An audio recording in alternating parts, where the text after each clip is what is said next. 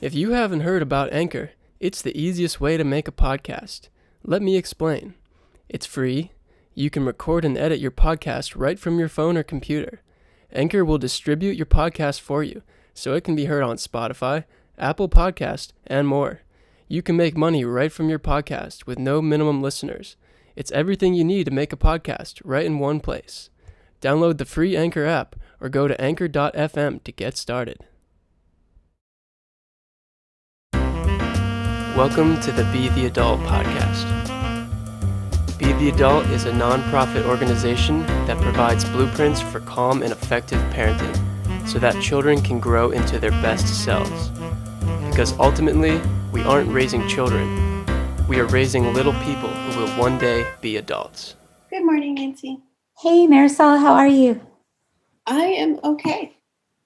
I'm just going to be honest. I'm okay. I'm okay today. I'm hoping for great later, but for now I'm good. How are you? Okay, during this time is usually pretty good for me. I change day to day in my answer, so I think most of us have. I'm like an hour-to-hour person right now. Yeah. I'm trying to live in this cocoon of not receiving information from outside sources. But I'm October has been, or the whole 2020 has been a practice in just trying to be calm and present. Mm-hmm. I personally, for me, we've talked about this in other podcasts. For me, it's very easy to escape into Netflix or books and just avoid everything. Until reality knocks on the door, right? Yeah. And I have to open the door and it's piles of things I need to deal with. So I'm trying to be grounded and in the moment as much as possible. So, which is a monumental task at this point. And so valuable too, right? Yeah. How are you doing? Well, thank you. I'm excited about our topic today. So I'd love if you want to share that so we can jump in. I can't wait to talk about it because I have 3 teenagers. So this one just seems like I have so much to learn about. This topic, this episode is Listen to Me. And the reason it's so important is that it shows our children that we value hearing both their thoughts and their feelings, and tells them that they deserve to be heard and encourages them to speak up. It also allows for trust. So this is a big topic for us to include in our concepts for calm and effective parenting. Yes. I know I wasn't raised this way. For me, listening to our children, communicating that we're listening to them really hits at the core of helping our children feel good enough, right? So, and really in any relationship, which I'm sure our guests will speak to. Also, I know a lot of guests are interested in hearing tips on increasing communication in partnerships, marriage, etc. So I know he's very skilled at that. So we all want to feel like we matter in our relationships. And I know communication is one of the best ways we can show that. So with no further ado, I want to introduce Dr. Art Frankel. He's a professor of social work at UNCW here in Wilmington. He has written 4 books, 40 publications related to mental health and families. He has served in the American Peace Corps in India and currently is involved in working with Indian social workers on mental health issues in India. He also does a lot of psychotherapy in town with families and children. And I have known Art for many years. He is, I like to call him my mentor. I don't know if you know that, Art, but I remember showing up. I needed years ago, I think it was maybe 15, 16, maybe years ago, I saw a flyer in my mailbox about a Gestalt workshop that you were hosting for continuing education credits, and I had a free weekend and needed my credits, and I said, oh, I remember hearing about Gestalt and Graduate School for a minute, and I went to the training, and that was it. It was a pivotal moment in my life. It helped me get on my path to where I am now and to really becoming trained in Gestalt therapy and trying to embody it and live that way. So I want to start off by thanking you for helping change the course of my life. Well, thank you. You've changed the course of mine too, Nancy. I've known Marisol and Nancy for a long time and watched as the process unfolded, especially with this her focus on children and families. And I think nothing is more important than raising our children. I mean, I know we all are all out to find meaning in our lives in terms of impacting on broader perspectives than our children, but ultimately will be written in the book of life is how we were with our children and how they are as adults. And that's the legacy we leave long after we are gone. So this is very, very important stuff. And communication is the way we impact our children and everyone else in this life. So it's a basic topic that we're on today. I got chills, Art, when you were saying that about our legacy, and actually fighting my tears back because it really spoke to me. Such a profound way to say it. It scared me, but it's definitely scary. I love Marisol. How honest you are. It's awesome. Art, can you I just want to let you talk.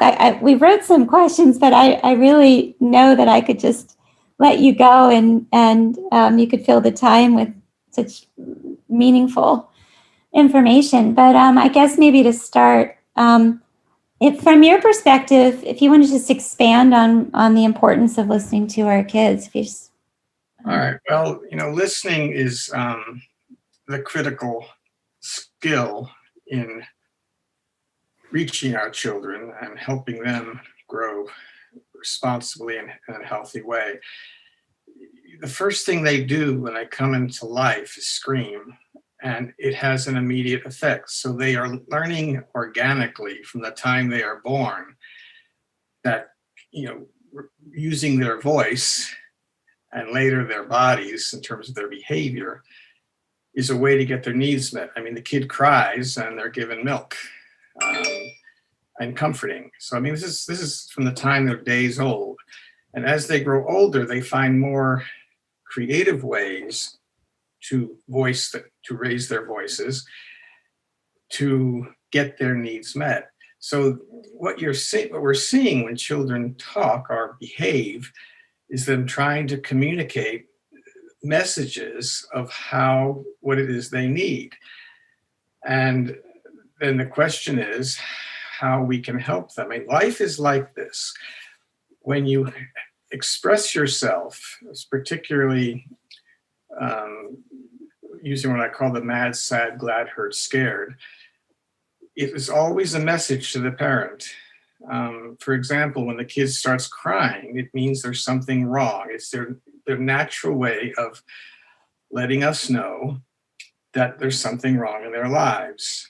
And it is always a request of us to either start doing something we're not doing or stop doing something we are doing. So the question is, do we hear the request? And if we do, can we meet it? Because anytime you get a request from a child or your partner or your parent or your own parents, you have three choices with this request. You can say, yes, I'm able to give it. Like, I can do this for you.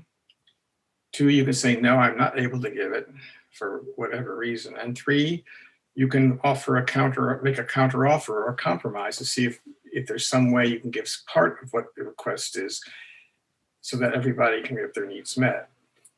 I think what happens is that there's a difference between doing this with younger children and adolescents or with your partners as adults. With children, they don't know what their request is. They just know there's a bodily reaction.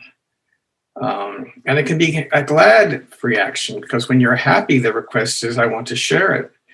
I want to share with you. I want to be with you. When you're sad, the request is for comfort, or sometimes to leave me alone. I just need to lick my wounds. When you're feeling hurt, it's usually a request to come for comfort, or to make whatever is happening stop so you're not feeling hurt anymore. And when you're scared, the request is, let me out of here, or like if a rat's running across the floor, let me out of here, or get me a baseball bat so I can hit it, or take care of it for me. So there's always a request, but children don't have a way of knowing what the request is. So part of what communication is with children and listening is to interpret their request. And when you see the child crying, they can't say, Mommy, Daddy, what I'd like you to do is give me the cookie, Right. because you wouldn't give it to me. So you interpret that's what they're crying. Sometimes it's obvious, but often it's not. They're throwing a tantrum. There was some small stimulus, like somebody took their toy, or they were fighting with their sibling did something, but the request may be deeper than just what you see on the surface. So your job as a parent is to try to figure that out. And what we do with children is try to teach them to recognize what they're feeling, because knowing what they're feeling implies the request. So if a kid is in preschool is throwing a tantrum, what preschool teachers are supposed to do is help them label the feeling. Oh, you're angry, aren't you? And that's great to label the feeling, but what many parents and caregivers don't realize is labeling the feeling is just the first step. The second step is helping the child make the request. So for example, kids comes to you before dinner and says, I want a cookie. Well, first thing that comes out of our mouths as parents is, you can't have a cookie, it'll ruin your appetite. Right. So the kid starts throwing a tantrum. So what is the meaning of the tantrum? Well, the kid's trying to say, I want the cookie, I want you to give me something, is a request there. So what you need to do is help them say, I understand you want a cookie. And realize that this is a teachable moment, that you can start empowering children if you can help them make the requests and teach them that sometimes when you make a request clearly and calmly, there's a chance that you can get what you need through negotiation. And I had to teach that to my kids. For example, when my oldest daughter would come to, I remember, that's why I tell this story. She was about 3, and she came to me before dinner and said, I want a cookie. Well, the first thing out of my mouth was, spoil your appetite.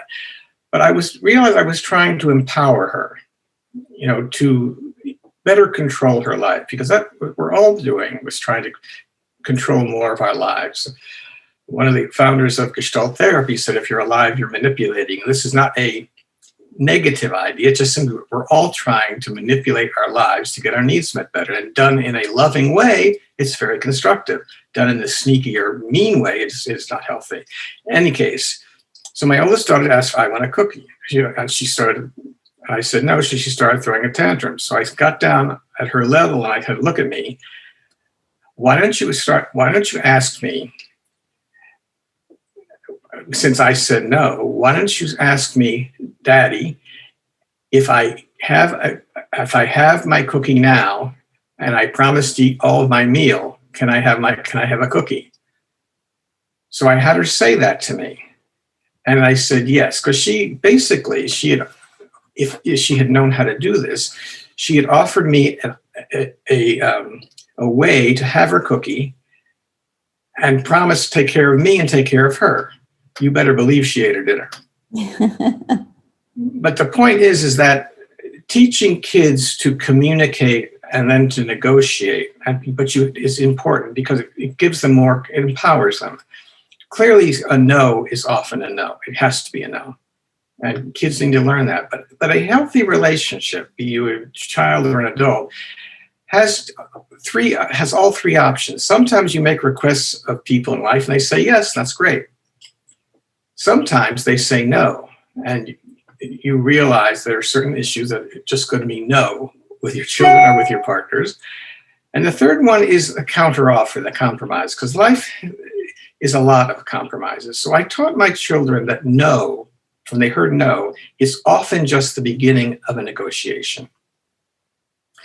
So while it drove me nutty as a parent sometimes, because I could see the little wheels spinning every time I said no, and so it was one negotiation after another, and they learned that no's were sometimes a no, and I would say, forget about it, ain't gonna happen. But a lot of times we say no, and we do it reflexively, and often there are compromises. So empowering our kids to look at the no's we say in life, and that's for us when they hear every place, that is often a beginning of a compromise if they can negotiate, a beginning of a negotiation. So it's an important communication tool to teach children that. You have to teach them when they're little, because the art of negotiating is called an art because it is a creative process and is not taught until you get to college. Usually, I think they have, actually in business schools, they have negotiation training in classes.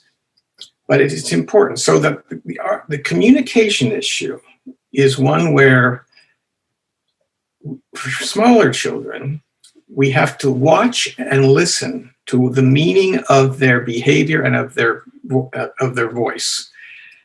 Help them to speak it in terms of what it means to them, the request is of us, and then evaluate whether we can give them what we need, whether it's not appropriate, like, Mommy, I want to stick my finger in a light socket.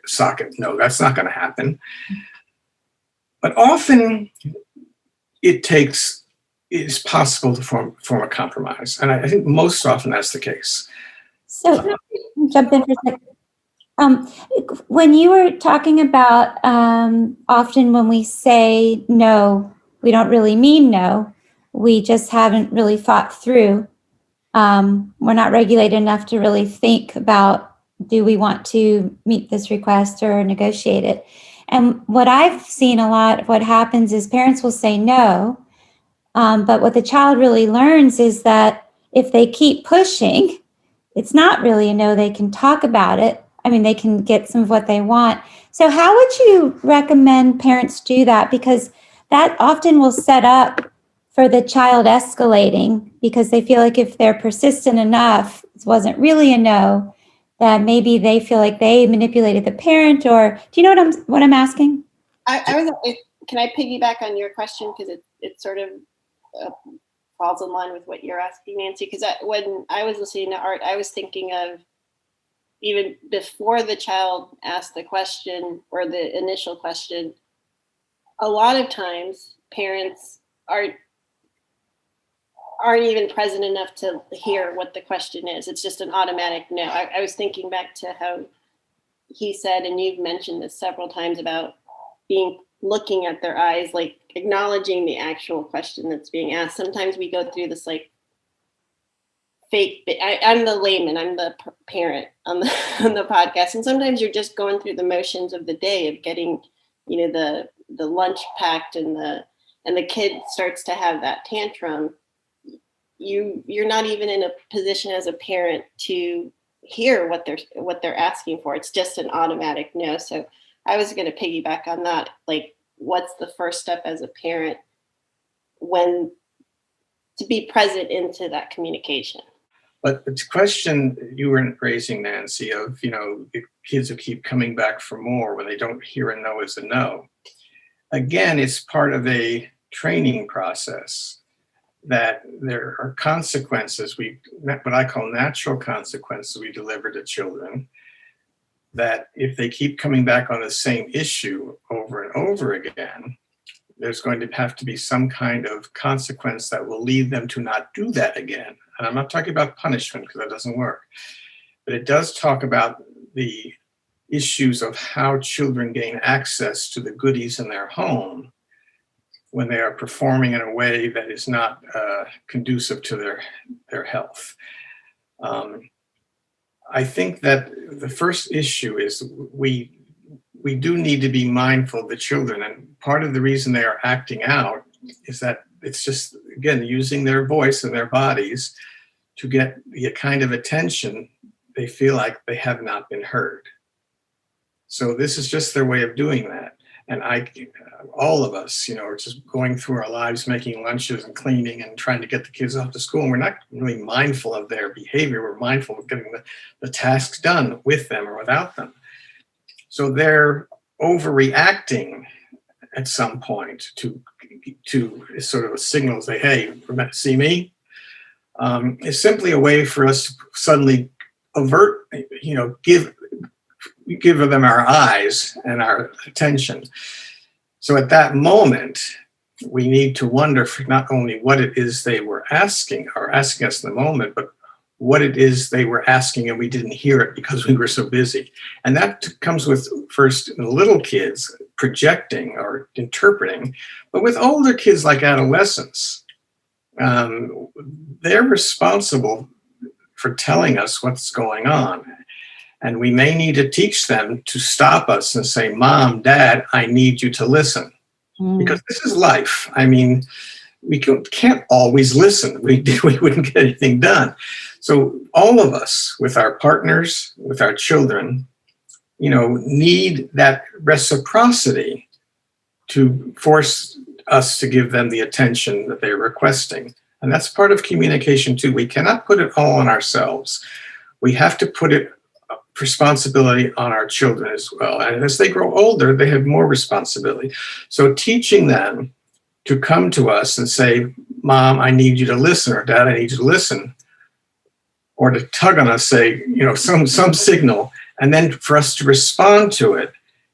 Because if we say, I can't talk to you now, I'll turn away, then they're learning something too about how they have to up the ante to get at us. So that's part of the process too. But I do think it's important to the consistency of teaching children that sometimes a no is a no.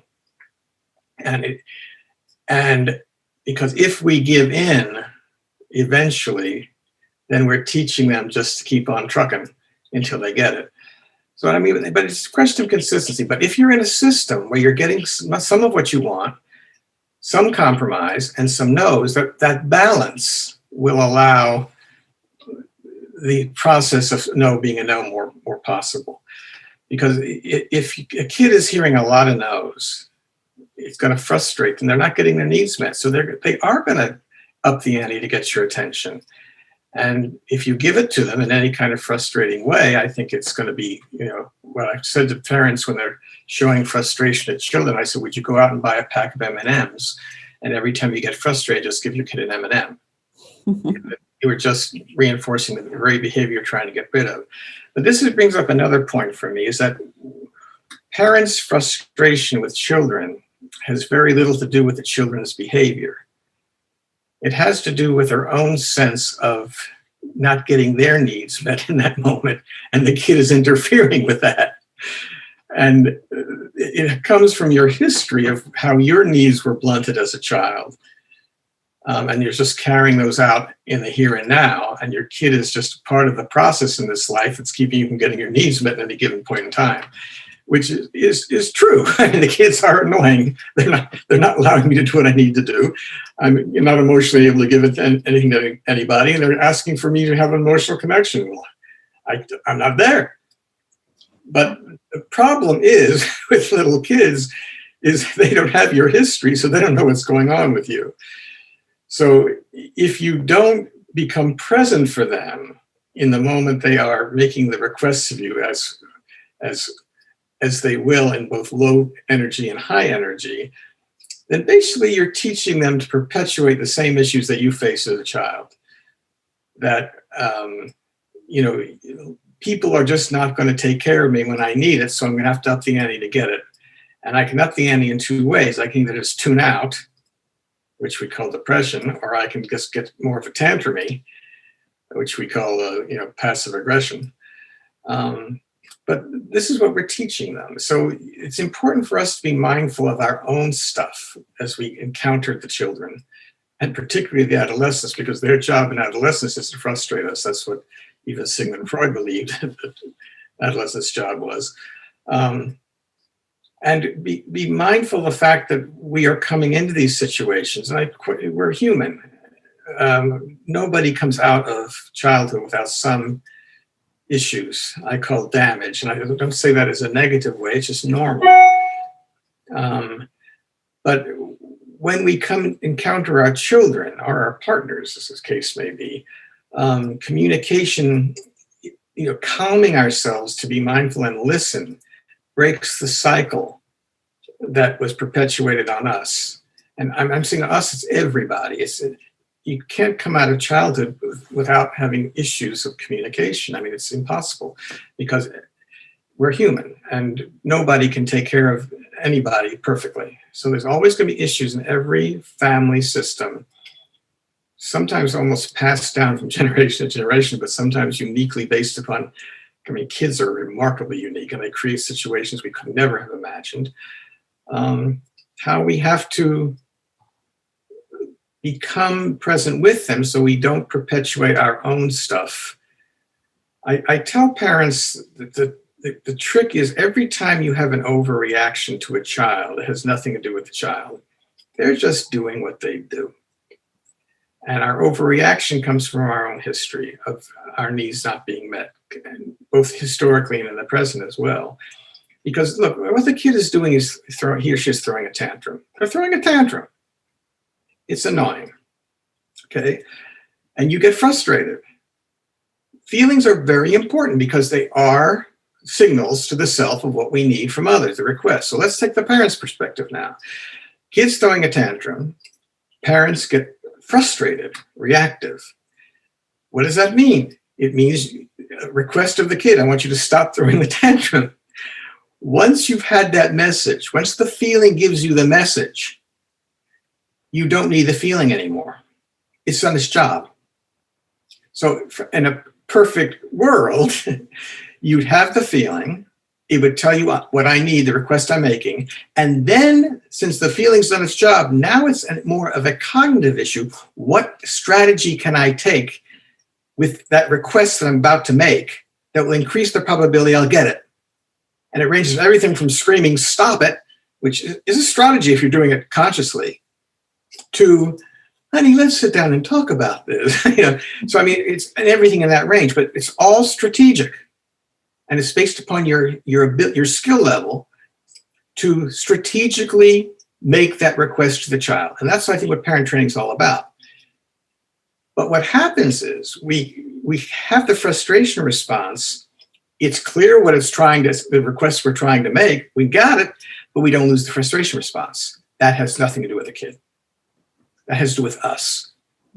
And, what Nancy, I know are aware of, we call that in Gestalt therapy our pain story. It's what we bring to the moment, which causes the overreaction to any particular stimulus. Because, the kid is just, all they're doing is throwing a tantrum. It's annoying. It's disruptive to what's going on, but it's not the end of the world. And it doesn't require a screaming or frustration on your part, because that does nobody any good. So it has to be coming from somewhere else. And so that's what we try to teach parents. We said we never completely eradicate our pain stories. We work to try to mute them, many of them, and we can. That's what psychotherapy is all about. But you don't need to go through psychotherapy to become a better parent. What you need to do is learn how to just in the moment put your pain story behind you. And that's called mindfulness training. And if you want to call that psychotherapy, fine, but really it's just it's been going on for thousands of years. It's teaching people to be able to focus on what is happening in the moment, regardless of what else is happening in their lives. And fortunately, we can do that without having to go into deep psychotherapy to take care of what happened with our mommies and daddies. We can do it regardless. It's a training process. It's a skill training process. It's not something deep. It's just a skill. I have a question. As a parent, I have 3 children, and they all present differently to me when they want my attention.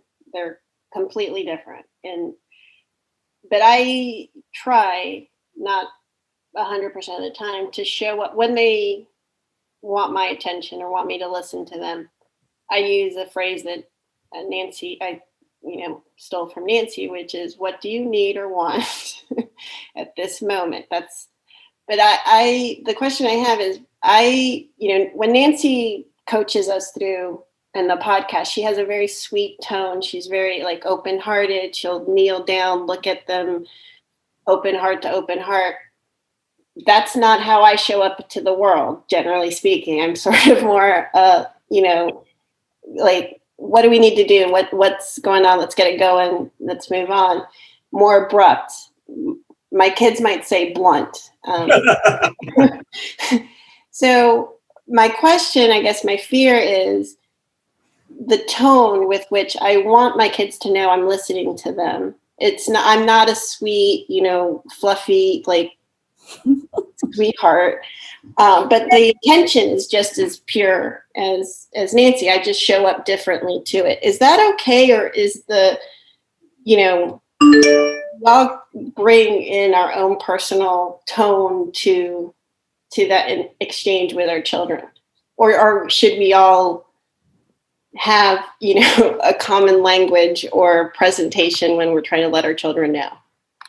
Well, I love your description of Nancy being the mother all of us wish we had. I'm really laughing. I appreciate that perception, Marisol. Go ahead, Art. Sorry. Because I also, when I work with my clients, I'm trying to present the father I never had, or the father I never was to my kids. Because the reality is that in the fray of the moment, we're all human.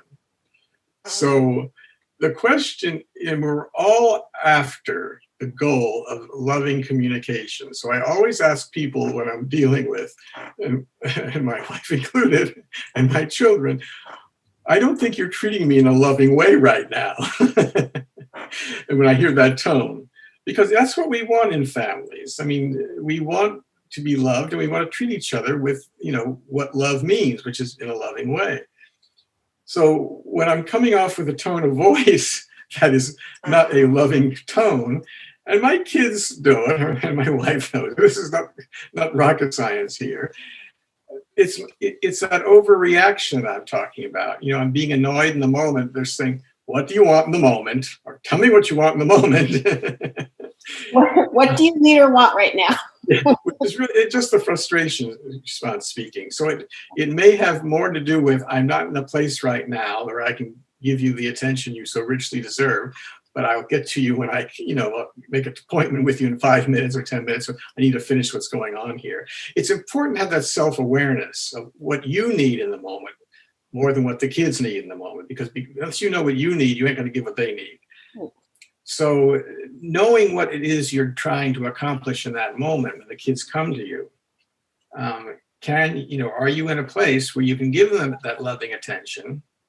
Or are you in a place you can lovingly say, hon, I can't deal with you right now. I'll get back to you in a minute. And if they can't take that, that becomes the part of communication, of teaching them to negotiate. Remember the yes, no, and compromise?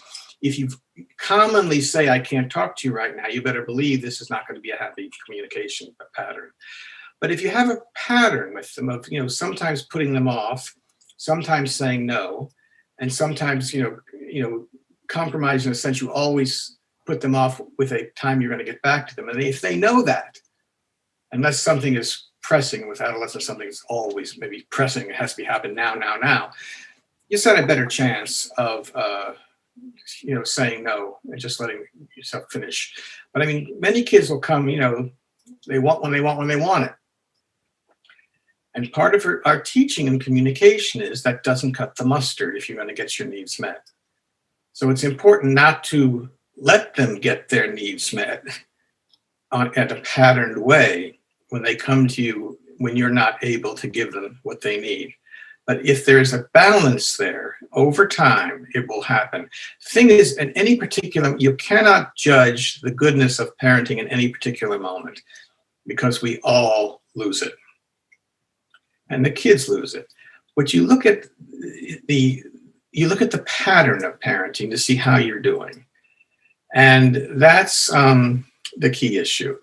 So, you blow it more often than not sometimes. But as you begin the process, looking at over the weeks and months, is the pattern one that you think is healthy for you and the kids? So you're not going to you don't want to kick yourself every time you come in and yell at the kid. You just need to realize that it didn't do you or the kid any good. Learn from the experience. Learn that you're still having issues of mindfulness and carrying frustration, anger into the situation that has nothing to do with the kid, and learning from it. And that's all you can do. We just have to forgive ourselves and cut ourselves some slack. And it's over time that you see the pattern changing. And all of us who do this kind of work, we've seen it over time. We've seen some remarkable changes. But 1 week looked like hell, but over time, if parents are learning the skills of listening and controlling their own reactions, giving kids the kind of attention they need when they're able to give it, and making sure they provide adequate time to do that, so that they are putting time in for themselves, for their kids, and basically enjoying their children, because children are, I think the only reason we have children is to enjoy them. Sometimes it doesn't look like that, particularly when they're adolescents, but even then, you look back and laugh if it's not too terrible a process of adolescence or childhood. The other thing too is you have kids. I mean, this all sounds swell, except you have kids that are uniquely programmed not to respond to communication skills very easily. I mean, at one end of the curve is the autism spectrum, where kids are literally unable to listen. I mean, it's just, they can, but it takes months and months, sometimes years, to get them to listen. And for you, listening to them is very difficult, because it's hard to interpret what they need, because they don't speak. And sometimes they do speak, but not very clearly. But all kids come into this world programmed for certain issues. I like to tell people that, we're all born with inclinations to be anxious or depressed. And, it's logical. It has to be that way. So some kids come in with a more sensitive nervous system, a more sensitive startle response. Sometimes you can actually see some babies are startled more easily than others. So when they're growing up, their sensitivity to hearing no or to being yelled at is much greater than some kids who look at you and say, "Duh, what's up with you?" So, we have to be aware that each child presents us unique listening issues in both directions. So kids that are having a harder time hearing, it may not just be because of the way we've been treating them. It may be they're just having a harder time listening because of their own unique DNA. And then there's the kids who are less responsive, less energetic in their response skills. So again, they may require more of an attentive skill set than others. So part of it is when the kids are growing up, it's sort of, and you see three or four kids in one family. It's like, do they all come from the same family? My three are completely different. I have one child that is more reserved. So when they do want my attention and they do, are asking for something, I tend to be like, stop the presses. This child's actually wanting to talk to me. And I have others who every single day download every moment of what happened in their experience. So it's vastly, vastly different, each child. And I think it's kind of something you said, really resonated with me. It is kind of a beautiful thing to watch as they grow up, how different they are. And it teaches me, I have to relate to each of them differently. I can't communicate with one the same way I communicate with the other, because it doesn't work. It doesn't work.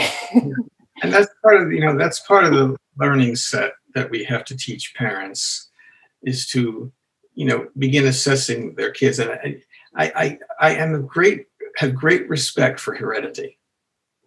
Not that it runs in families, but that kids are born with different inclinations to be certain ways. And I mean, it's quite remarkable. I'm in awe of it. So that as children are growing up, it requires us to begin adjusting to that reality. So it's I tell my students, the two hardest things you're going to do in life are first raise children, because it's exhausting, not just because the diapers and the laundry and the cooking. It's exhausting because of the amount of mindfulness you have to put into it. And that takes a lot of energy. And the only thing that drives it is love, because why else would we do this? Insanity, But the other thing that's the hardest thing they'll ever do, which people don't really understand, is marriage or coupling, because that also takes an amazing amount of mindfulness. And it's frankly, the skills you learn to listen with your children are the exact same skills you need with your partner. So it's not like we're teaching a skill set that's just unique to one group of people. It's the same skill set you need to maintain intimacy with and closeness with your partners as it is with your children. So that's the cherry on the cake. If you learn it with your kids, you can improve your relationship with your parents too. I mean, with your partner too. So, but it is exhausting. It's exhausting. It's interesting. I'm glad you brought that up. One thing I probably learned from you that's been really helpful over the years, and helpful in my marriage too, and all of my friendships and with coworkers, is to check in. So when I remember, I write myself a note to check in with my kids and say, hey, how is this going for you, basically? Do you feel like I hear you more often than not? Are you basically getting your needs met from me? Because like you said, Marisol and Art, it is different for each child. And even just I have found asking the question shows them how much I care and how much they matter to me, and that they really feel like I want to know them and hear them. Even it helps in those moments when I'm not present. And I have many moments, Marisol, where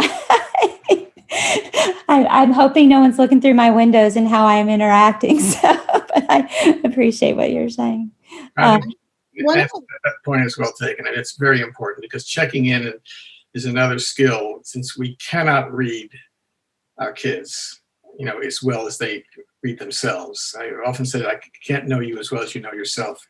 We have to project on our younger children, but as they grow older, they are responsible for having a sense of themselves. And so checking in is the evaluation method, the fail-safe method, because you may think you're doing great. The kids are calm, nothing's happening, no news is good news kind of thing. But the reality is there's a gap there. So checking in is the way you sort of see how you're doing. Yeah. I just had this experience just a few days ago with my 18-year-old daughter, it was the first time I heard her use this phrase, so I perked up. But we were having a discussion, and it got a little heavy, emotionally heavy. And she said, I don't have the energy or the space right now to have this conversation. She said to me. Wow. Good for her. I was a bit taken aback, because I was like, who taught you that phrase? Like, but it was wonderful, because I knew that was the point where we needed to end this conversation, and we would circle back. Here's one of the skills that we teach. I mean, we haven't talked about this. It's surprising. We're talking about listening. We haven't talked about active listening. The act of being able to just quiet oneself and focus on the person who's trying to tell you something. You cannot have a heated discussion or an emotional discussion if it's only going one way. So when I have people in my life, be it my wife or my children at this point, who else do I contact with in the COVID era except over Zoom? The issue is when I hear there's emotionality coming from one side, then my responsibility as a loving adult, being a partner or father, is to make a decision at that point. Can I listen? If I am not in a place where I can listen, I should be in a place where I listen, but I'm not, then I have to let them know that this is not going to be a helpful communication at this point, but I will make an appointment specifically, not just talk to you about it later, but talk to you when at a point, when I will be able to actively listening in what I call as a compassionate witness. A compassionate witness, whether you're listening to your child or your partner, is one who's in the moment, looking at the children's communication to you in a compassionate way, as if no matter how crazy they may seem, it's their truth, it's their perspective. And trying to understand their perspective and being aware that they're in their communication, like your daughter's communication, she was in some pain, she was emotional. And it's not the same as getting a boo-boo when you're cut, but it's psychic pain. And when you see a child in pain, whether it's psychic pain, angry, hurt, depressed, or whether they have a boo-boo, our natural reaction needs to be a compassion. So when I'm hearing this child who's screaming at me or upset with me, if I'm really going to listen and try to take care of the situation, one, I have to quiet myself so I'm not reactive and not preparing myself when they're finished talking or what's my comeback going to be. But basically listen to their pain, listen to their story, understand that for whatever reason they're in pain, and how do I wish to respond to it. When there's two people in a room, I love this is incredible reality for me. Since I do a lot of family counseling, I'll hear the adolescent and the parent telling the story of what happened as if, were they in the same room? Were they in the same life? Mm-hmm. It's called perspective. People come into a situation viewing certain issues of the situation to fulfill their own need as to what their truth is. So it's useless to try to find out what the truth really was, unless you had a videotape going. And even then, you would have to be interpreting what you're seeing sometimes. So it's irrelevant to talk about what really happened. If you really want to communicate and listen, you want to simply let that person tell you their perspective, tell you their truth, as crazy as you think it might be. Because you're sitting there listening to this, what? I never said that. This didn't happen. It's irrelevant. What's important is that is their truth. And if you want to communicate with them, if you want to truly hear them, you have to let your stuff go, stay in the moment, and understand they're giving you their truth. And if you want to communicate with them, you're going to have to validate that truth. Validate and say, no, it's not agree with it, but say, I understand it. I respect it. And then move on from there. Because it is only by doing that you're going to be able to really communicate, particularly as children get older and to adolescence. If you don't do that, you're lost. So you can't have an argument if only one person's arguing, because their energy will come out, but it will, in a healthy way, they will cathart it. And from that process, they will have a request of you. Because at the end of that process, when you're a compassionate witness, the question is, okay, I hear how you feel. I hear what you believe happened. What do you need from me right now to take care of your truth? And often the request is not unreasonable. So you're giving them something for their truth, even though it has nothing to do with what you think happened, as a gift to them to take care of them. That's what's called a loving, compassionate listener. And that's an important skill, very important skill.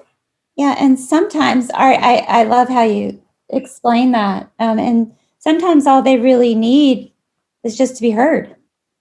That period, end of discussion. That is the gift that we gave them. Absolutely. Yeah. I often have to tell myself to shut up. Me too. Yeah. So Art, I'm looking at our time and wanting to talk to you for the next 52 hours, like I always do when I talk to you.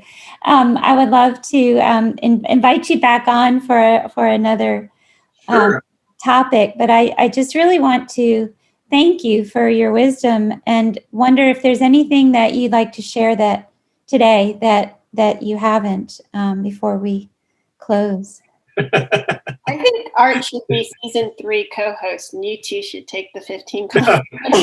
I appreciate how the two of you have interacted with each other to keep this process going, because it really it's helped me focus on what I was trying to say. So now I don't have any pearly words of wisdom. I really have pearly words of wisdom. As you know, Nancy, I only tell the people I work with I'm only the more experienced client in the room. Yes. Because everything I say that people should do, I've been guilty of not doing. The only difference I can tell them is I simply have more self-awareness. That's all. All the therapy I've received as part of our training has taught me to be more aware of where I am in the moment, and that's helped me. I'm not sure how much I finished the business with my mommy and daddy. I've worked on that, but basically what I've learned is no matter what's happening, if I can be aware of myself, I have control. The only thing you have control in this life is you. Yes. And self-awareness is the key to getting that control. The rest of the world is chaotic and crazy, but we have the ability to take care of ourselves, and that's a gift. And the more you can do that, the more of a gift you give yourself. But I appreciated being here with you. It was fun, and I'd be happy to do it again sometime. That sounds great. Thank you so much. Marisol, anything that you want to add or ask before we? I just want to remind the audience, which we do every week, is, to have grace for themselves, because I am the first person to say my communication skills are something I'm continuously working on here at home. And it's a practice, it's a practice. And if just to have grace for yourself, and when you fall off the proverbial mat, just get back on and try it again, and have compassion for yourself. Yeah, and that's a beautiful thing to model for our children, right? Yeah. Thank you both so much. Thank you, listeners, for your time, and everybody be well. Make sure to listen, subscribe, and rate and review. We appreciate it. Thank you very much.